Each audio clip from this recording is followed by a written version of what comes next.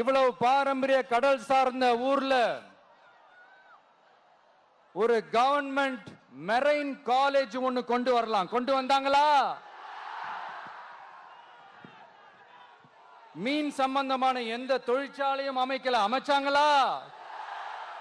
At least நிறைய பேருக்கு வேலை வாய்ப்பு கிடைக்கிற மாதிரி தொழில் வளர்த்தியாவது பெருக்கலாம், அதையாவது செஞ்சாங்களா?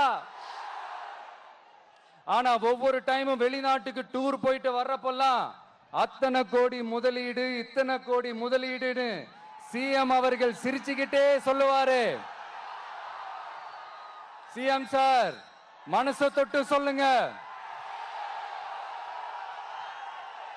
வெளிநாட்டு முதலீடா இல்ல வெளிநாட்டுல முதலீடா?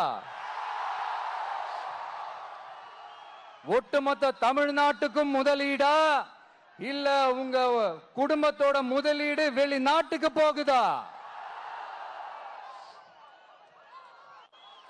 வேளாங்கண்ணி, நாகூர், கோடியக்கரைன்னு இங்க இருக்கிற டூரிஸ்ட் பிளேஸ் எல்லாம் கொஞ்சம் நல்லா டெவலப் பண்ணலாம். பண்ண என்ன குறைஞ்சா போயிடுவீங்க?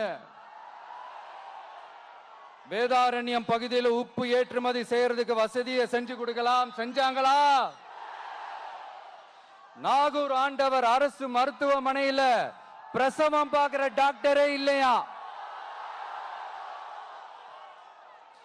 நாகப்பட்டினம் புது பஸ் ஸ்டாண்டையாவது சுத்தமா சுகாதாரமா வச்சுக்கிறாங்களா? நாகப்பட்டினம் ரயில்வே ஸ்டேஷன் வேலைகளை சீக்கிரமா முடிச்சு வைக்கலாம், அதையாவது செஞ்சாங்களா? இங்க ஏற்கனவே இருந்த ஸ்டீல் ரோலிங் மில்லையும் ரயில் பெட்டி தயாரிக்கிற தொழிற்சாலை மூடிட்டாங்க. அத மறுபடியும் திறந்தா நிறைய பேருக்கு வேலை வாய்ப்புகள் கிடைக்கும். ஏன் அதை பத்தி யோசிக்கல?